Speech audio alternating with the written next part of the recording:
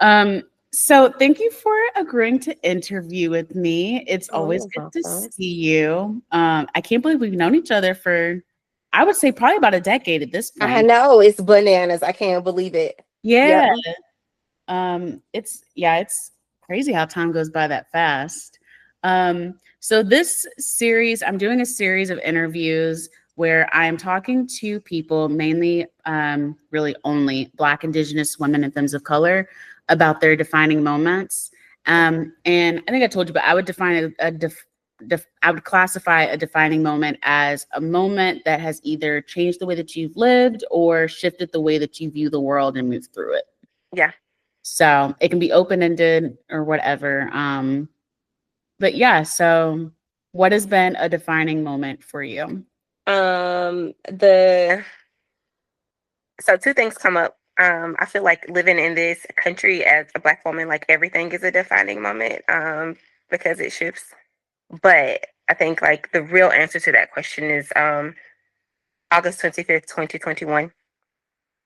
I woke up late, um, scrambled to get ready for work, and ran out the door and did not say goodbye to Brian. And I was like, okay, hold on, let me just run back down the hallway real quick. And so I turned around, left the front door standing wide open, like went down the hallway and kissed his face, and his face was cold. Um, and that that was the lead up to the moment when the paramedics got there, and I watched them tape all the little electrodes to his chest, and I watched that machine roll out flatline. And they said, "I'm sorry, there's nothing we can do." Um, and that moment fundamentally like changed almost everything about my life. While changing nothing about my life. Like before that happened, I was a partner, a mother, a daughter, a sister, an employee, and all the things. And after that moment, I was still all those things minus a partner. Um, but the way that I understood and way that I came to understand as I processed through grief, like with my therapist, with my friends, with myself, and prayer, um, fundamentally changed the way I see and move through the world, hands down. Hmm. Well, first off, and obviously, I'm really, really sorry for your loss and the way that it unfolded for you to even find him. Um, I'm curious to know what was your way of processing it in the immediate and as well as like up till now. Yeah. Um, and so a couple of things happened, like in my physical body. Um, I could taste metal in my mouth, like not like my mouth is bleeding, and so like it literally tastes like I had metal in my mouth, and I had never had that experience before. Um, my hands cramped. Um, my breath was really, really shallow. And so then there was a point in that morning where like I pulled a paramedic aside and I'm like, I don't know what's happening to me. And so he made me sit down and just do some slow, deep breaths, and my hands started to uncramp. But the taste of metal in my mouth lasted for a while. Um, the other thing that happened was I was not so much concerned about me as much as I was about the boys. So I had to walk past their room to get to where Brian was in the house. And so when I call the paramedics and it is 5:30 in the morning, it is still dark outside, and these are like big men in their big black boots, like making all this noise because I mean, like you got on boots and you're a big man. And so like I kept saying to them, like, please don't wake my children. Please don't wake my children. Um, and at some point, um, Brian's dad figured out, because at the time we lived with Brian's dad. His dad like took them through the room where Brian's body was, but they couldn't see um, that he was dead on the floor. And so they went out a back door up to a relative's house and hung out there. Um, so a lot of it, like in the moment, was like a physical reaction, and then like trying everything I could to protect my children from the shock of like having to see um, their dad's body before I could definitively say, okay, something happened, he's going to the hospital, or dad's dead. Um, and up till now, um, processing is still a thing, and it's so weird sometimes to me. Um, some days that looks like me sitting down and having some dark humor. And so I will sometimes tell my friends, I'm like, somebody needs to call Brian and tell him, I know you're bored. Like, you've got nothing to do. I need you to get up and come get your kids before I kill them, okay? Um, sometimes that is like just talking through. So sometime last year, I met this guy, and I thought I liked him. And I sat in the carpool line, and I said, "So Brian, I met this guy, and this is what I think I like about him. What do you think?" Sometimes that processing is in tears, like just tears. Like there's nothing to say. Um, sometimes it is in writing. Writing was the mechanism by which I coped the best. Um, so I wrote a lot in those really early days, and sometimes it looks like I still text him. His phone number was never reassigned, and so like last month, our oldest son, Nehemiah, was going to his first formal event. It was a sneaker ball at school. Um, and I took a picture of Benya and I sent it to Brian in a text message. I'm like, oh my gosh, you have to see this.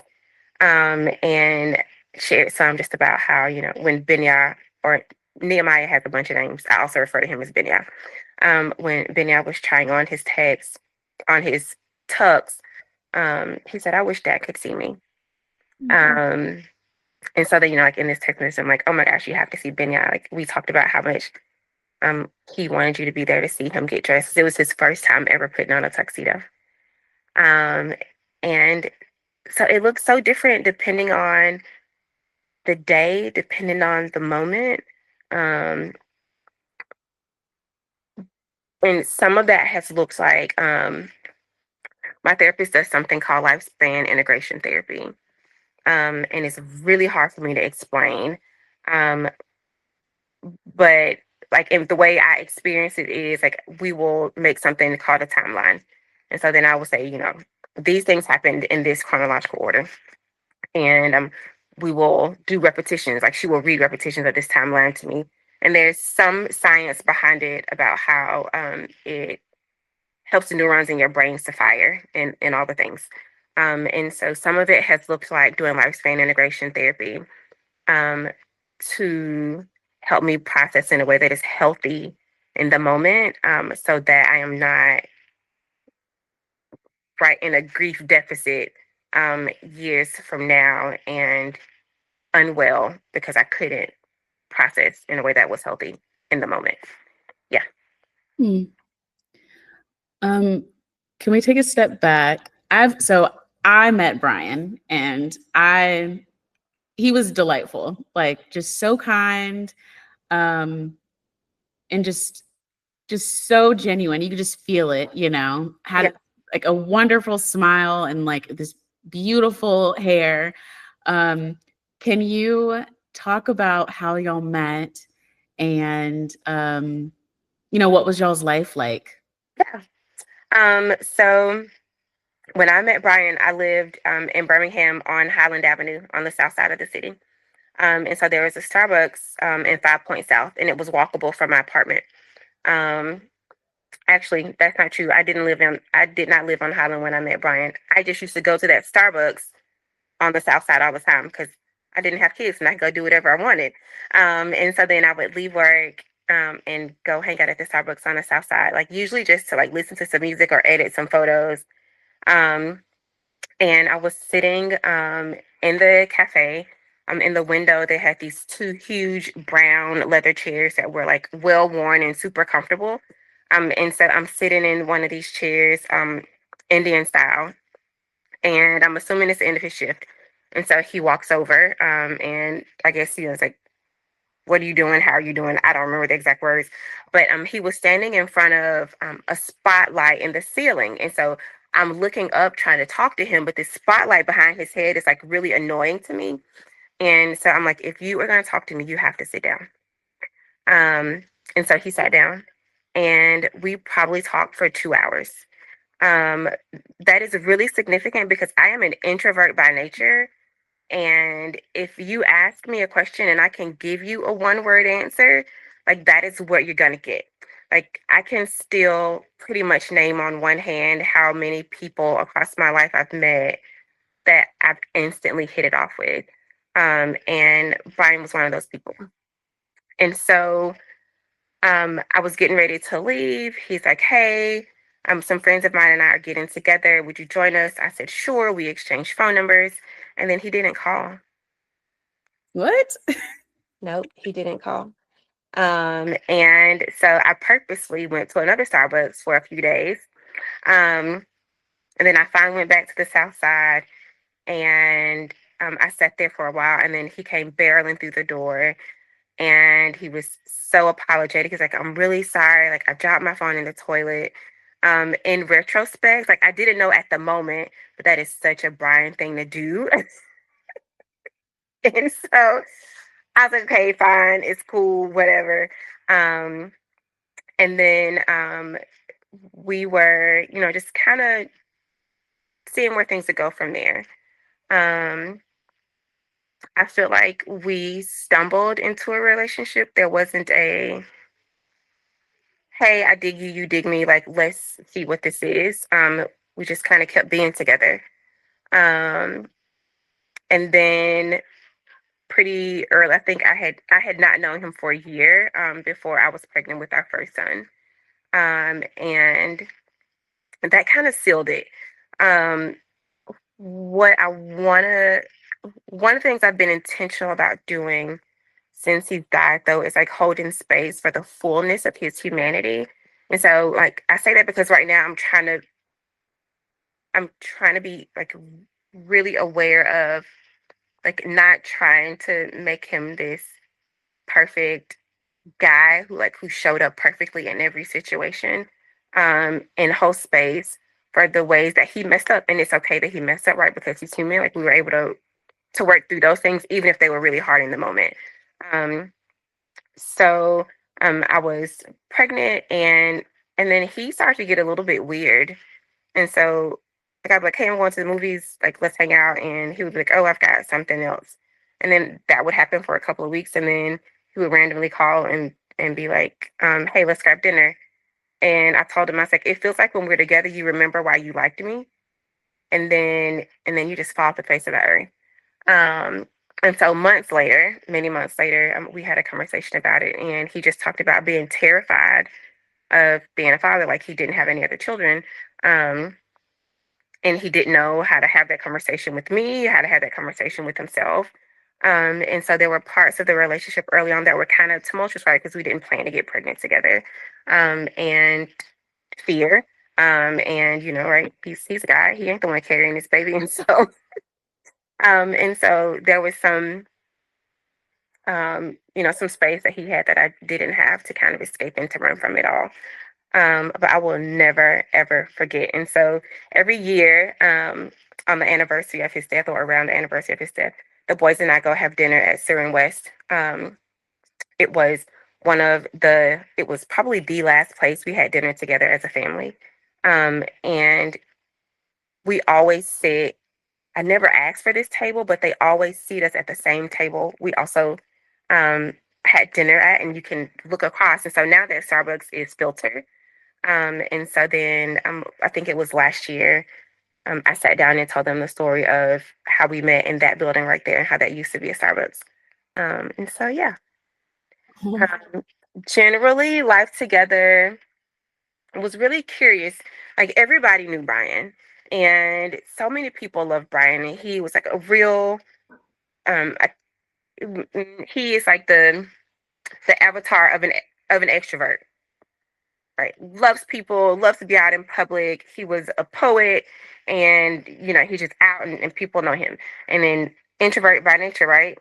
Like I don't need to see these people. Like I don't need to talk to these people. They don't need to know who I am. I don't even know who they are. Like I'm content to be over here in my little corner of the world by myself. Um, and so that would make for some interesting dynamics because people like I would be out talking about some work that I was doing, and folks would be like, "There's this guy you need to know. I think y'all would get along really well." And then they would just pour on the praise and the accolades about how great this guy was, and I'm like, "Okay, well, who is it?" And they're like, "Do you know Voice Porter?" Which was the other name that people knew Brian by. And I'm like, yeah, like I know him. Like I know him. We've got kids. Um, um, so that speaks to the way that like we lived independently and together, like and sometimes so much so that people didn't even know that we were a thing because I was not out at all the events with him because that was not what I love to do. Um, so yeah, That's funny. That dynamic reminds me of me and my husband. Like he's much more introverted. Like he doesn't really make a lot of friends, but the friends that he does have are like they're locked in. yes, Whereas for me, I'm like talking to this person over here, over there. So that's really funny that it's like flipped for y'all. yeah, Um, one of the things that I really like about what you said, I like that you said that you don't try to, I guess, like hide the imperfections that of him. For background, like my dad passed away when I was 4, and so I don't have a whole lot of memories of him. And I feel like as the kid of a parent who passed away, when you're young, like you want that kind of like my dad was a superhero and did no wrong and things like that. But I feel yeah, like as a person gets older, you become more interested in like who was this person as an actual person, like a human being. And yeah, I find that a lot of times the family members, grandparents, aunts, uncles, even not so much my mom. My mom did a great job of being like, these were some of the other sides of the story. yeah, A lot of times I feel like it's hard for people to do that, to say like this person was not a perfect person, but he was still amazing and wonderful and yeah, we loved him completely and totally. Like I feel like I have to ask questions about like more pointed questions about like, okay, did he have anger problems? Did he, what yeah, was, so I love that you don't like shy away from saying like this person was not perfect, but he was mine and I loved him and he was wonderful still. yeah. I think I was on a hike one day and was just thinking about like how is it that you like how do I continue to love him well in death? Mm, Um, because I love him still, right? Um, and some of that came out in right in just continuing to allow him to have like the fullness of who he was. I feel like to try to romanticize him is to make him this one-dimensional character, and that just doesn't honor like the fullness of Brian. Like he was a total human, and so he was easily like one of the most beautiful humans I've ever met in my life. Um, he loved his family in a way that I had never seen up close. Like someone loved their family. Like Brian's family would come to town and he would get lost in it. Um, and so early on in our thing, he'd be like, "Oh, my folks are in town. I'm gonna go to Warrior," and I'm like, "Great." And so I think a couple of days go by and I'm like, oh, hey, I'm going to the movies. Like, you want to go to the music? I'm still in Warrior. Oh, okay. And then a week goes by and he's like, nope, I'm still here. Okay, well, you just call me when you come back because I don't understand what's happening here. And then as I integrated into that family, I understood like folks start coming in town and they leave, and then somebody else comes and they leave, and somebody else comes, and some people are there like for the duration of the 3 4 weeks that everybody's here. Um, and so yeah, he was easily like one of the most beautiful humans I've ever met. And he also easily right, dealt me the biggest heartbreak I've ever had. And the one doesn't make the other irrelevant. It just means that he was complicated, and we're all so complicated.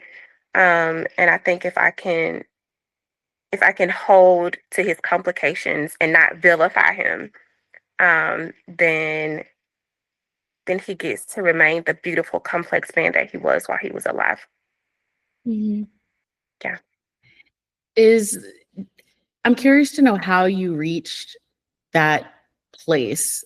Was that through going to therapy and like through your process of processing it all and everything? It didn't. I can't. Says therapy is interesting.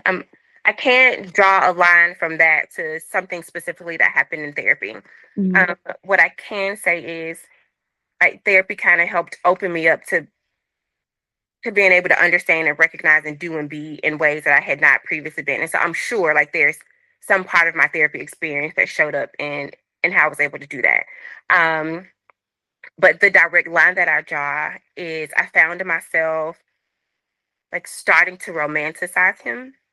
And then the me that had lived with him was like, girl, you tripping. Like, no, ma'am. Yes, he was great.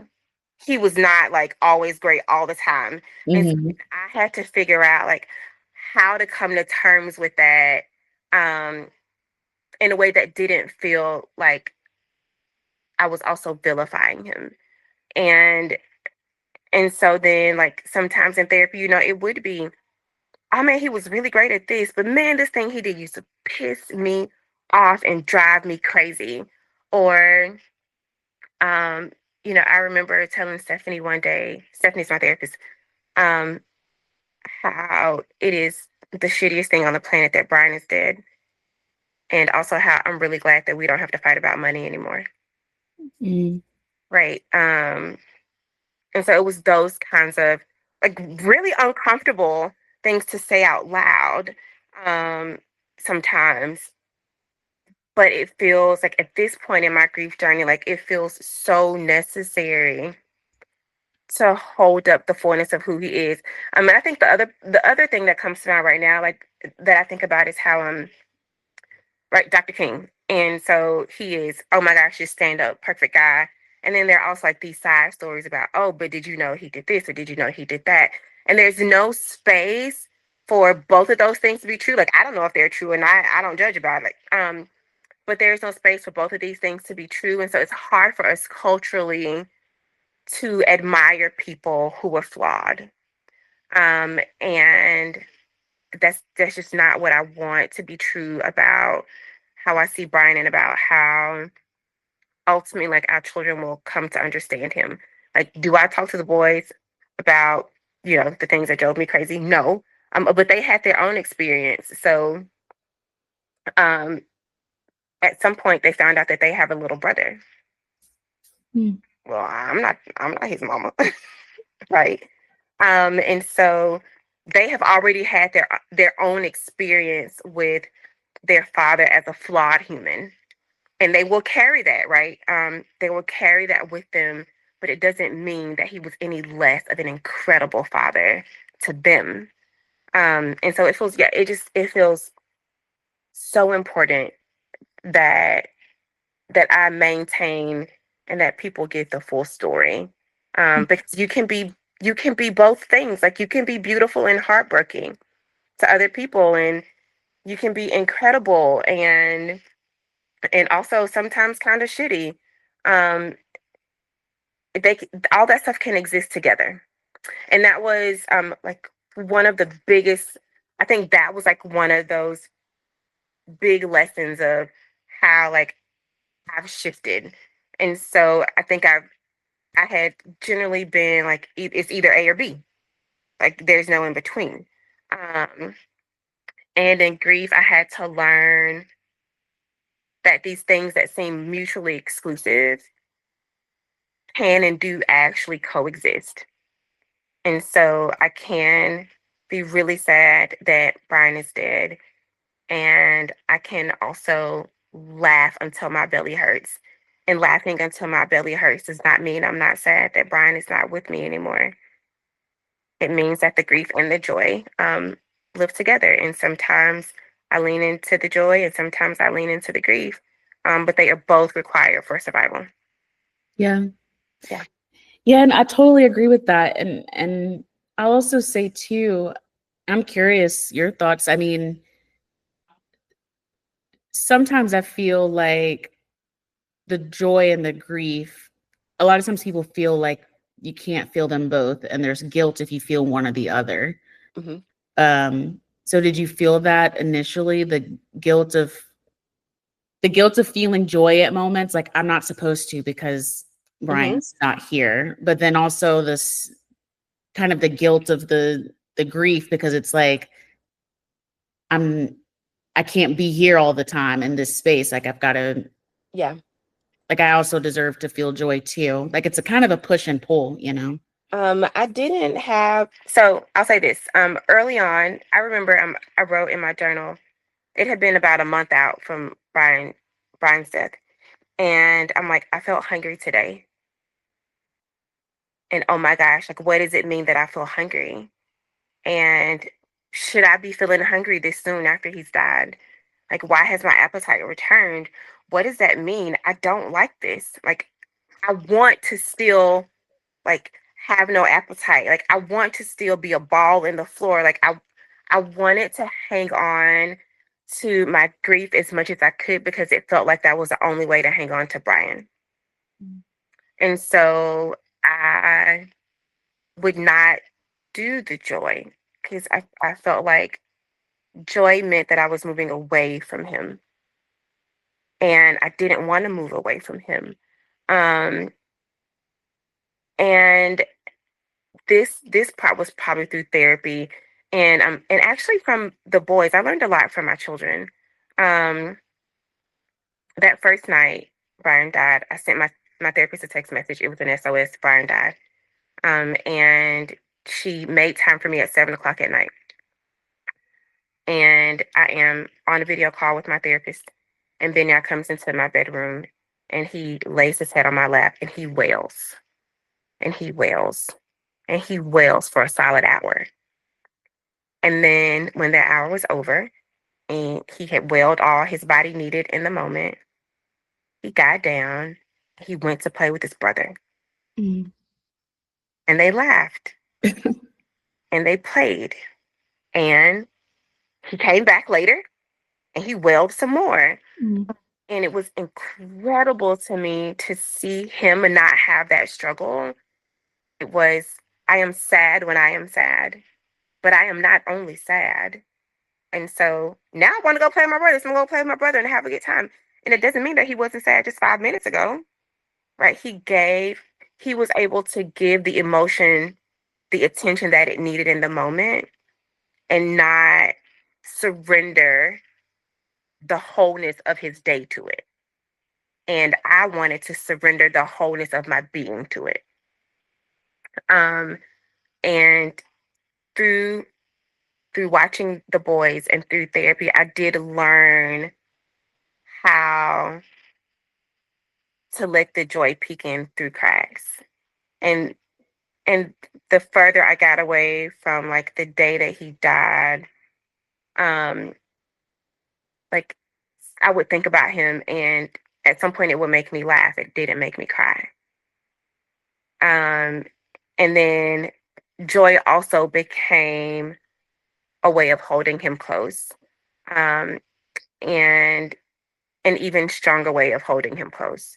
And so when the sadness of grief, is there, then I'm still trying to learn, like, to give it the energy that it deserves and the attention that it deserves right now, but not surrender my day to it. Because my initial thought was like, if I don't surrender my day to it, that I'm not grieving well. Um, and so my therapist says to me, she says, if you feel angry, like you don't give your day over to be angry all day. I was like, well, no, that's silly. And she says, well, grief is an emotion. It's no different. Oh, okay. I never thought about it that way. So yeah, I really wanted to hold on to the grief more than I wanted to. I had shame about joy, not shame about the grief. The grief felt like a lifeline to Brian. And I had to learn how to like loosen my grip on that, which was real hard, but eventually, yeah. Yeah, that's beautiful. Like I don't know if it's professional to cry in an interview that I'm not even being interviewed, but Oh my gosh. the part about your son letting himself just wail, I think that that's really powerful and beautiful. And I just had a conversation with somebody and I was like, the kids know, like the kids are much closer to the answers than we as adults are. Like I feel like as adults, we spend a lifetime just trying to like shed the layers of things that we've Yeah. learned. But I was telling her that I recently learned that in some cultures, they believe that time is like a circle. It's Mm-hmm. not linear. And Mm-hmm. so the children and the elderly are closer to that kind of the beginning, the Yeah. purity beginning. And so that made me think about that when you talked about him and his process of processing. Um, how, how, because how old are your kids now? I mean, how old were they when he passed? And Um, Benya was 9 and Akili was 7. mm, um, And they are now 13 and 11. gosh, and I think when I saw them, I mean, They were probably like 3 teeny, and 5 or yeah, something like that. teeny Yeah. tiny ones. Yeah. Um, what has it been like for you to watch them go through their own grieving process as a mother? And I also add that I think the fact that you have been in therapy and processing on your own is really powerful and important.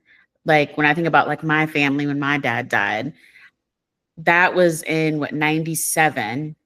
So almost 30 years later, and I can see the ramifications of family members. Like I'm thinking of specific family members that when I see them, you can just tell they haven't processed it, at all. Yeah. So I'm curious what it's been like for you watching them and helping them through their own Yeah. process. There was never a moment where I felt more helpless as a mom than when Benya is laying on my lap wailing, asking me, why did dad have to die 2 weeks before my birthday? Mm. I have no answers. And I said to him, I don't know, baby. And that was all I could say. Like, I can't do like, there was nothing I could do to ease it or to make him feel better. And, fortunately, like through therapy, I knew like it wasn't my job to make him feel better. But as a mom, like you're watching your kid in this insane amount of pain.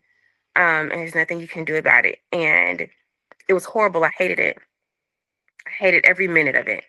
Um, and also, so Benny, I had been in therapy since he first went to therapy when he was 5.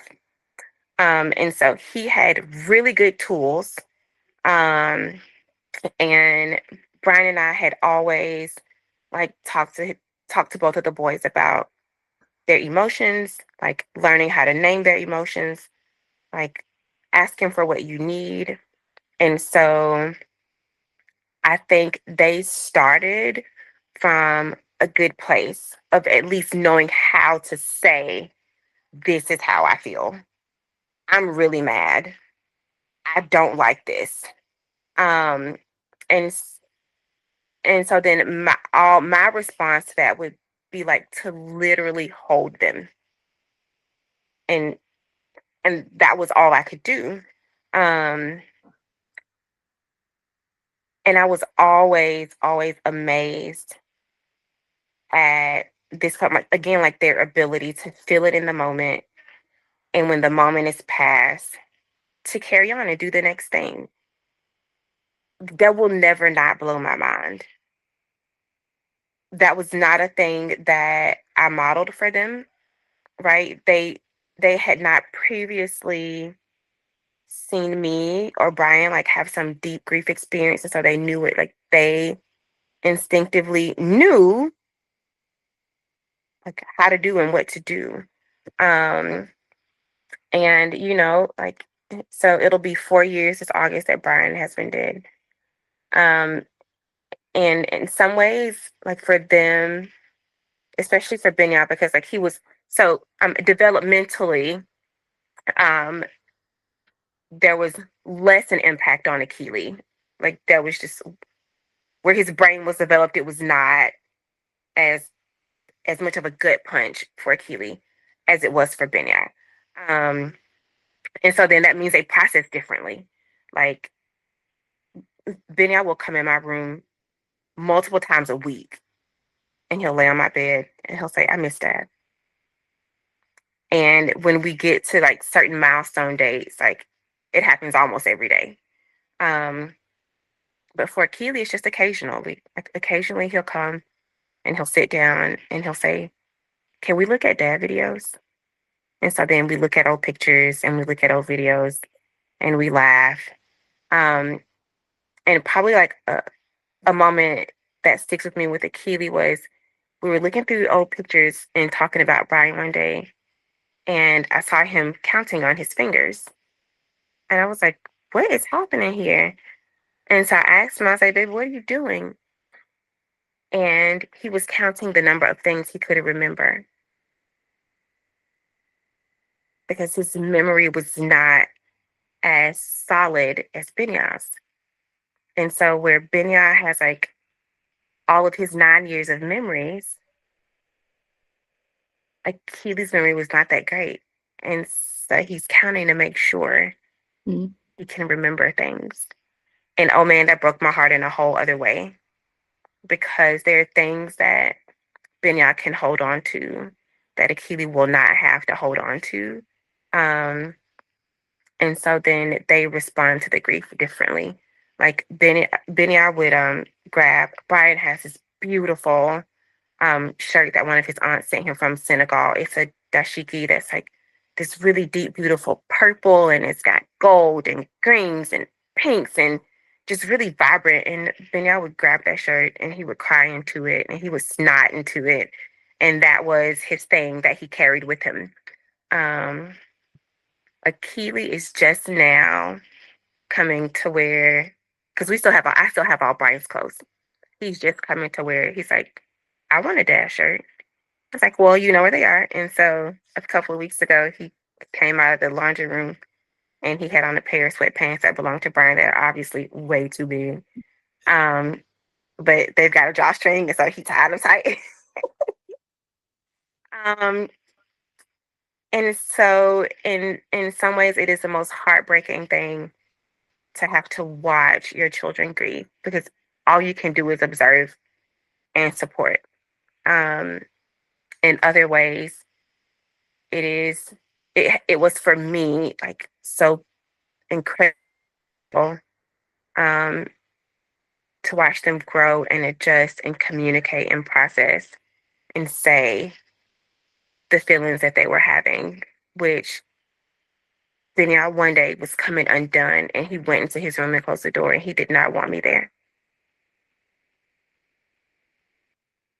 And he would come cry to me and I would hold him. And that day he did not want to be held by me. Mm. And so I'm like, oh my gosh, like friend, what do I do? And you know, they were like, you have to honor it. And so I let him cry by himself in his room. And when he was done, he came and crawled in my bed and laid his head on my shoulder. It is bananas. It is so there's this author theologian that I love. Her name is Kate Bowler. Um and Kate has these two books. One of them is The Lives We Actually Have, and the other one is Have a Beautiful Terrible Day. Um and it is beautifully terrible to see that. And then figuring out like where my space is to process my own grief, because I'm always concerned about how they're doing. Do they have what they need? Have I supported them? Um, and so usually for me, like early on, my space was like I couldn't think about full like let go and think about what I needed and how I was feeling until I got to therapy. Mm. Um, so yeah. What would you say was the biggest thing that Brian showed you about love and life that you carry with you now? Oh man, that's a big question. I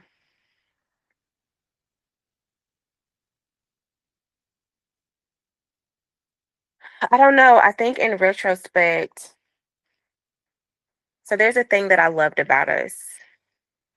And okay, nope, it's not that story. Okay, so it's this one. Um, you know how when you're in a relationship and your partner does this thing that gets on your nerves, and so then you're reactive, and it's always their fault because they did the thing that got on your nerve. No, I don't know anything about that. Yeah, I'm just kidding. yeah. So we were in a really hard season, and like I was always like, if he would just stop this, if he would just do that, if he would. And at some point, I had been watching couples therapy on Showtime. Um, and that show like changed my life, right? What blew my mind about it was everything that these couples were experiencing that were hard in some way came back to something that happened in their childhood. And so that made me really curious about myself and how I was showing up in our relationship and how I was a part of the chaos that I said I didn't want. And so one day I went to Brian and I apologized for my shit. I didn't ask him to say anything about his. I didn't ask him to change his. I didn't ask him to acknowledge it. This is me acknowledging my shit. And I'm sorry for the way that specific things that I had done over the course of our relationship. And the way that our relationship changed after that was mind blowing. And it wasn't because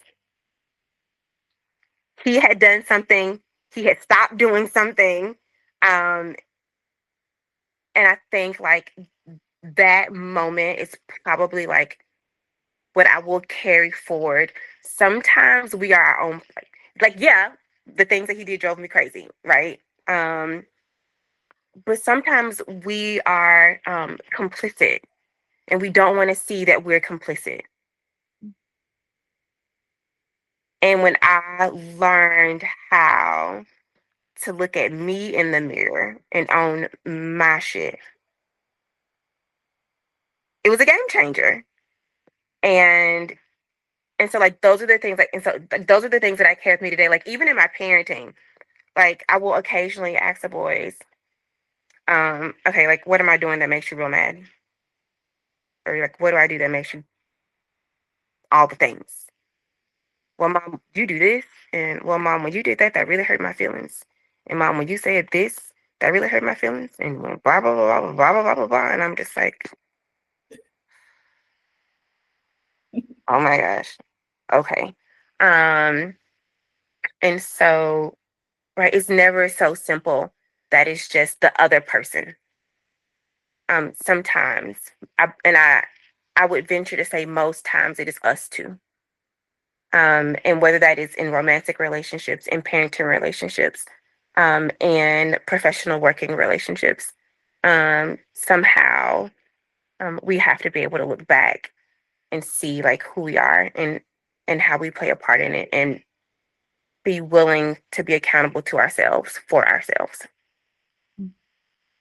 Yeah. Good. That's good. Um, well, my final question will be, and this is a question I've been asking and Okay. will continue asking everybody, um, is what is something that you are looking forward to in the near future? Ooh. I get a mom break in July. Oh, fun. Um, Being a single parent is really, really hard.